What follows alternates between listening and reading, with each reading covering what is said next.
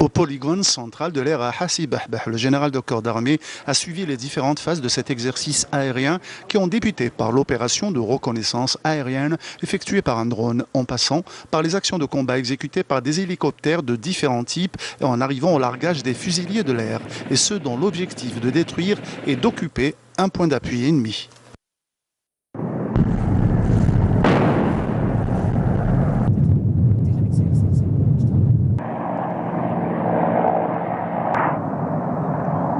ثمانية لتطوير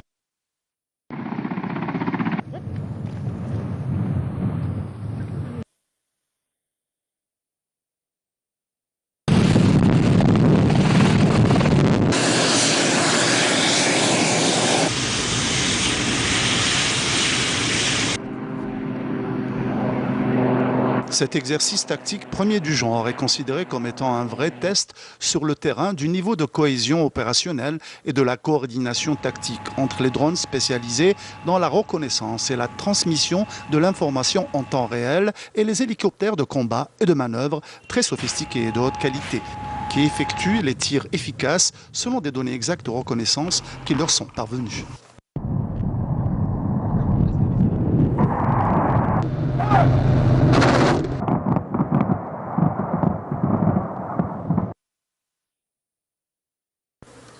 Cet exercice a été exécuté avec un haut niveau de professionnalisme en matière de performance et de précision dans l'exécution concrétisée à travers une étroite coordination entre les différentes formations engagées et un strict respect du plan d'action et de timing ainsi qu'une grande précision de tir.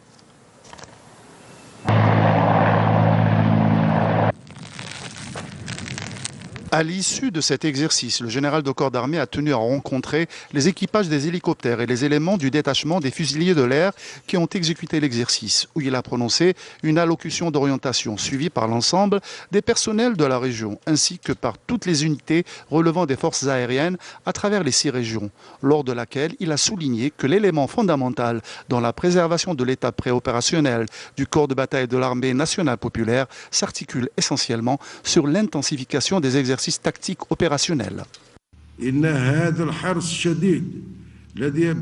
J'ai réitéré à maintes reprises que les résultats des exercices annuels exécutés par nos forces armées à travers toutes leurs composantes constituent le fruit des actions et des efforts soutenus consentis tout au long de l'année d'instruction. L'importance majeure que le haut commandement de l'armée nationale populaire ne cesse de conférer grâce à Allah le Tout-Puissant et à la lumière du soutien indéfectible de son Excellence le Président de la République, chef suprême des forces armées, ministre de la Défense nationale, à l'optimisation graduelle de la cadence des actions de modernisation de notre corps de bataille, repose sur l'objectif ultime de sauvegarder les intérêts suprêmes de notre chère patrie et conserver son indépendance et sa souveraineté nationale. Des missions pour lesquelles l'armée nationale populaire est autant fière qu'elle veille continuellement à honorer la confiance absolue du peuple en son armée.